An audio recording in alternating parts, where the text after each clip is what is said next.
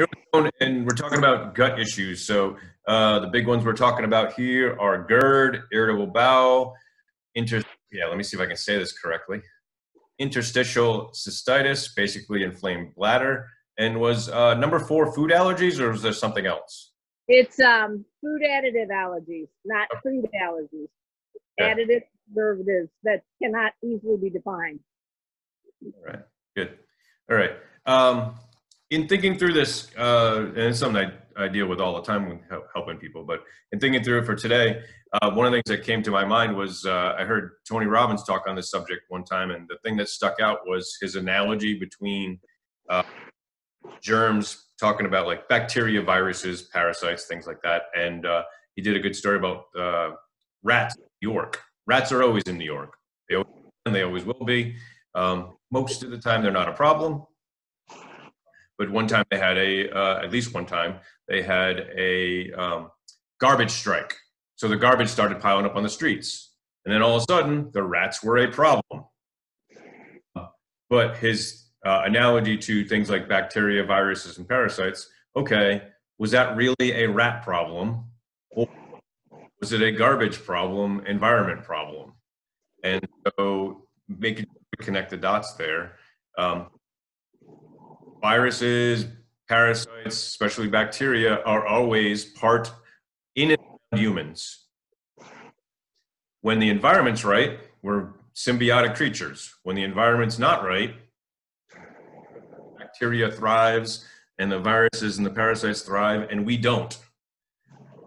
Really where I'm going after in all of this is to say, like, okay, we would all say, all of us, we were honest, would admit, okay, there's probably some things in my life that I've done that are less than healthy. I think on even a bigger picture, we've all inadvertently become victims of corporate America and our culture, with both have some pros and cons, but really that boils down to bodies have become environments where the bugs thrive and we don't. How do we change that environment is where I'm going after. How's that sound so far? I mean, to me, it makes sense. The only thing that I would say is the only, and certainly I've probably contributed, as you said, to things that maybe I've done, but would be one incident many years ago where I got a horrible virus. I mean, horrible. And I mean, every part of my body ached, and it seems I can make some connection, not directly, it's easy to see now, but not at that point, to some of these changes beginning to take place. Yeah, in using the word ignorant, I don't think ignorance is a bad thing. It's just, all right, when the more you understand about this kind of thing, or anything for that matter, the more you realize that most Americans are going through life realizing that maybe they're not the healthiest creatures on the planet, but there's a lot of stuff that's going on and not going on that they're not even aware of, just because it's ingrained in our culture and been fed to us by corporate America and everybody else, that just is also creating that environment and causing us harm. So digging something like that and really, okay, how do we turn that around?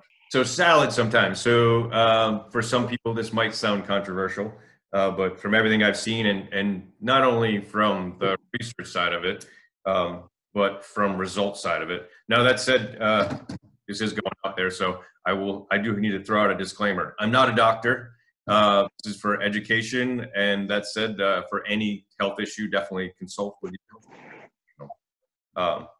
That said, for what you're telling me, what's going on for you, and honestly, anybody for gut issues you're talking about, I would not recommend salad. Not recommend what? Salad. Really? I do not recommend raw vegetables. Okay. I would recommend that you cook your vegetables.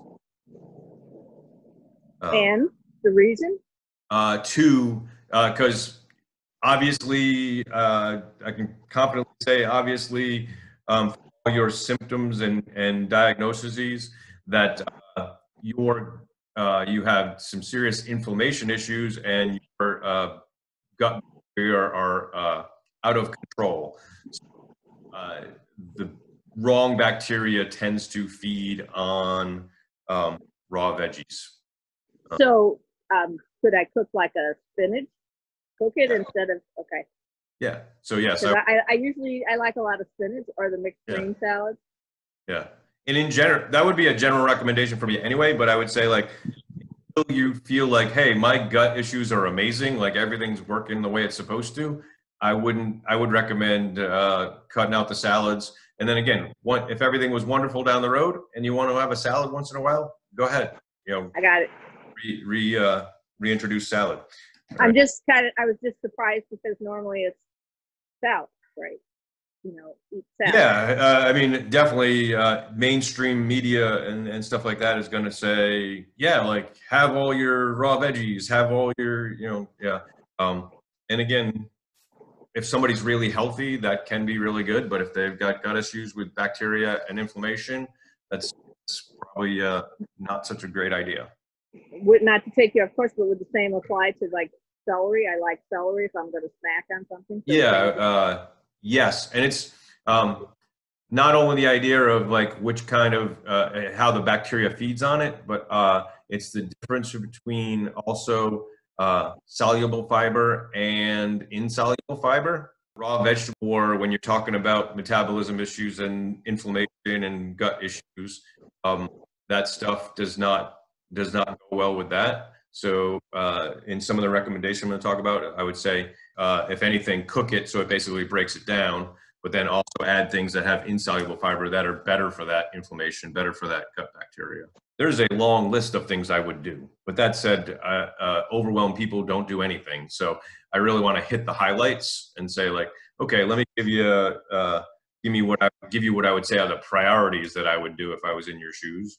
And so I really want to know, because I think you can tell that my contention is this is all connected. And yeah, absolutely. I've got to do something because I'm miserable most of the time in my gut. Right? Yeah, I mean gut issues, can definitely make people grumpy, to say the least. Yeah, absolutely. So I'm going to start going down some recommendations while I'm thinking about it. Yeah, I will definitely get to your email and look at your medications, and we can have a ongoing conversation about that. So with the idea of, okay, let's build a better environment to deal with the inflammation and the bacteria. How do you feel about carrots? I like carrots. Might sound contrary to what I said earlier, but probably this is one of the only things I would say raw would be good raw. And again, it just comes down to, okay, when foods go into my gut, if I have a bacteria imbalance and inflammation, which ones are better and which ones are worse? So most raw veggies, green veggies, and would be bad. I would say cook them. But carrots, especially shredded carrots, are really good to balance out that bacteria.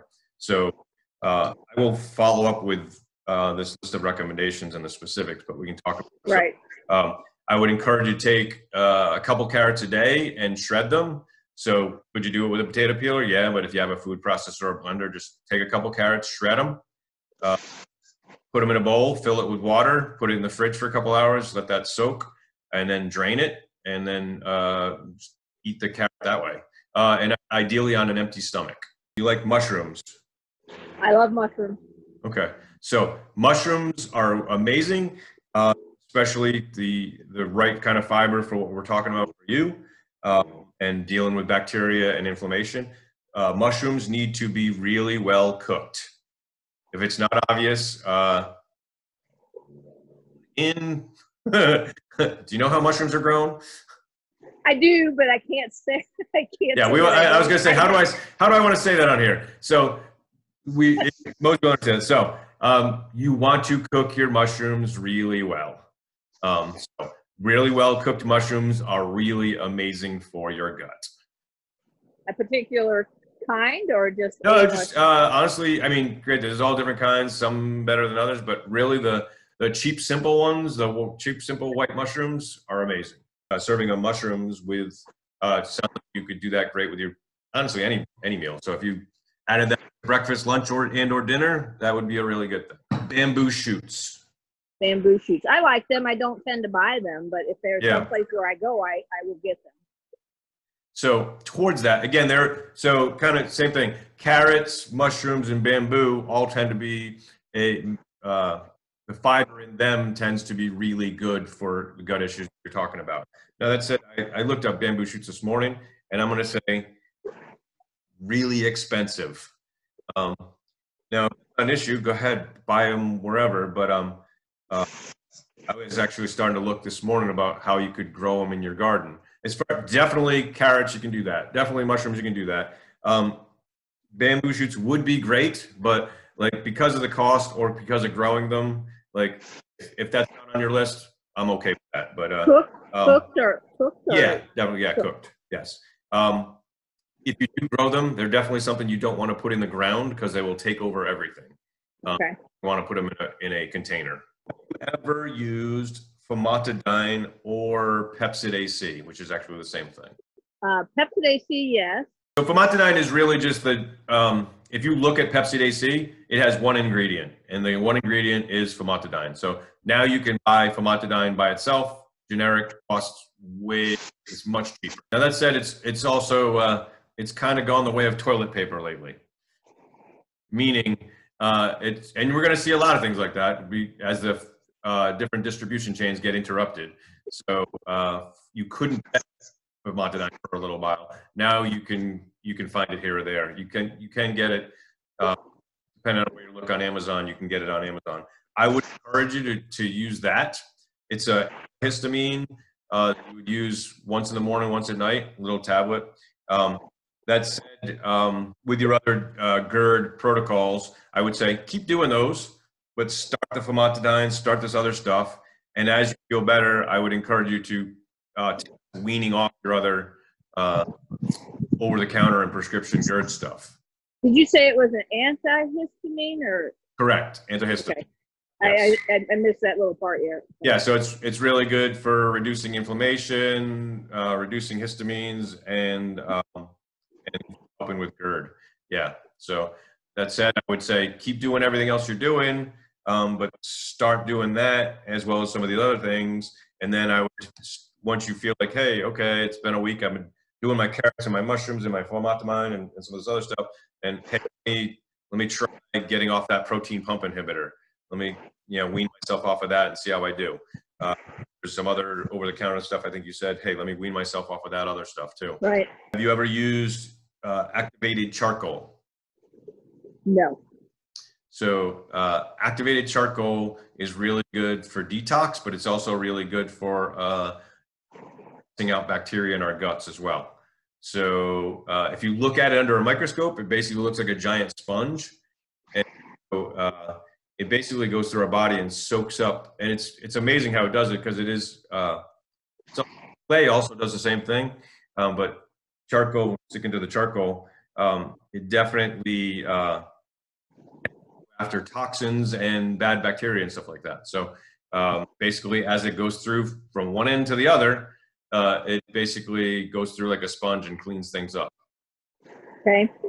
So again, I'll follow up with you, but I would say you can probably for getting started, just get some capsules, and that is something. It does tend to discriminate for bad things, but it also could soak up meds or supplements. So you want to basically have it hours away from anything else. So typically for me, or most people would be like, okay, my last med or supplement for the day, 3 hours later, have my charcoal, have nothing else for the rest of the day. So you do definitely time that so it's away from supplements and meds. With all of this stuff, how are you at monitoring your blood pressure? Terrible. All right, you need to get really good at it. Okay. Because all this stuff makes a difference, and you can go dangerously low if you change your diet, you change your supplementation, and you change your workout routine. You should see your blood pressure dropping, and if you don't monitor it daily, you are in danger of being over medicated and getting your blood pressure to drop. Okay. So I would definitely encourage you to monitor it daily. Do you have a cuff at home? Yes. Yeah, so monitor it daily, and just know from your doctor what a sliding scale is, meaning, hey, as my numbers get to a certain point, how should I wean off my meds? When my numbers get to a certain point, how should I stop using my meds? I think bicarb done right can be really good. Have you ever done consumed baking soda? Baking soda was years ago my go-to kind of bicarb. Okay. So a couple of different ways, and whatever one works best for you. I have a lot of people do capsules. Some other people just have a container of water and a tablespoon of baking soda in it, and they just sip that throughout the day. So I would either say, and either one of these, work your way up to it. Start real small, and I'll give you an example, but by the end of a week of incorporating it, so by the end of the week, you're either having a bottle of water with a teaspoon of baking soda in it that you sip all day, or you're having a couple of capsules before each meal. It's for a lot of things, definitely for gut issues and GERD issues, but raising your CO2 definitely has a lot of health benefits. So small, I would say, like, okay, just a pinch, one or maybe one capsule, and day two, we'll say capsules as an example. All right, day two, if everything feels good for you, 2 capsules, and day three capsules, and day 4 capsules. You know, working your way up to either 6 capsules a day or like a teaspoon a day. Do you use coconut oil? I did for a while, and I got away from it. Okay. Especially knowing your gut issues, but probably a recommendation for anybody. In general, a lot of times we hear, you know, raw and virgin and unprocessed or stone processed is better for us. And for it is, unrefined coconut oil, raw coconut oil, virgin coconut oil, all the same thing, tends to irritate our guts more. Okay. Coconut oil can be great, but I would encourage you to get refined coconut oil. Okay. And I would encourage you to work your way up to a tablespoon a day. And so, again, start real small, but by the end of the week, you're doing a tablespoon a day. And again, that could be a little bit in your breakfast, a little bit cooked into your lunch, a little bit cooked into your dinner. How do you do with salt? In what sense? I want to know if you get enough salt, actually, which is probably contrary to what a lot of people think. I don't use a lot of salt. I backed off of it because there's a history of heart issues in the family, and it was the primary thing that we were always told to back off of, right? Yeah. So I backed off, and this recently, this water retention. You know, my ankle swelling, my feet swelling. So I like salt. We went over the lymph system, right? The drains in your shoulders. Yeah. Sure. Yeah. Okay. Yeah. So for salt, it is still prevalent out there to think that salt is a bad thing for your heart and salt is a bad thing for blood pressure. And that's sadly some bad information that's been carried through for a long time and really stuck in our society, even our medical society. I've seen for results, and when you really dig into the information and the latest information, shows that lack of salt is much bigger problem. Too much salt does raise your blood pressure a little bit, but actually, when you have, it's more about balance. When you get the right balance of nutrients, salt is actually a very good thing. So I would really encourage you to work your way up to having in your food. I would basically salt your food to taste, working your way up to a couple of teaspoons a day. How do you do with magnesium? I know you told me that was good, and I bought it and I used it for a while. That's magnesium citrate, which I would be fine using that. And since then, I've looked at it. And even better, especially for your gut, is magnesium glycinate, which I will send you. So I would be fine using that. I'll give you some specifics when I send it to you. How would you say, do you know of any issues with your thyroid?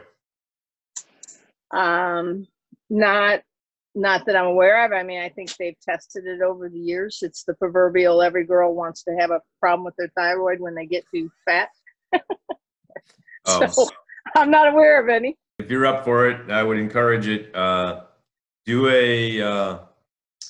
a food journal with a temperature and pulse. Because from what I've seen, you've seen you have an idea of general kind of people that I work with, I would say most of them do have metabolism issues. Most of them do have thyroid issues, and most of those issues have not shown up on blood tests. Yay. But yeah, that's So what does the temperature, what do you say, temperature of pulse, what is that giving you? So as much as many medical tests can be good, some are not so good. Thyroid tends, the ranges and the things that they test for thyroid tend to not really do a great job of diagnosing issues from what I've seen. So before those tests, they would go by symptoms and temperature and pulse. And I would say that was a very good thing, and actually probably even better than what they do. So temperature and pulse is a very good indicator of how your thyroid is working. Okay. And so I'll send you something on that, where like basically, all right, first thing in the morning, before each meal, after each meal. And again, I don't want to just overwhelm you and give you a bunch of homework assignments, but I'm trying to stick to the priorities of things that for what's going on with you, I would think would be some really important stuff to figure out. And going off what you said, like, hey, I haven't got answers. It's frustrating, which is a big part of it. So to really do some of these things so you do have some good answers. Well, I am at that point where, you know, I've got to get some answers. It makes no sense, you know. Yeah. So yeah. And obviously we are all complex creatures, and what's our individual situations are complex situations, but in a nutshell, from everything you've seen, like, I think it's good for you just to understand, okay, my bacteria are out of control, out of balance. And I have inflammation and bacteria that are out of balance. And so to get that inflammation and bacteria back under control would definitely, well, I mean, if you truly did that, I would say, yes, your problems will be solved. Now, that said, that's oversimplification. And as simple as that is, yeah, it takes some work, you know? Right. But I would say for people that I see that do that work and do the recommendations that I'm talking about, yeah, they're amazed what happens. Okay. Yeah. That's it in a nutshell. I will definitely follow up with an email, and let's continue having a conversation about that.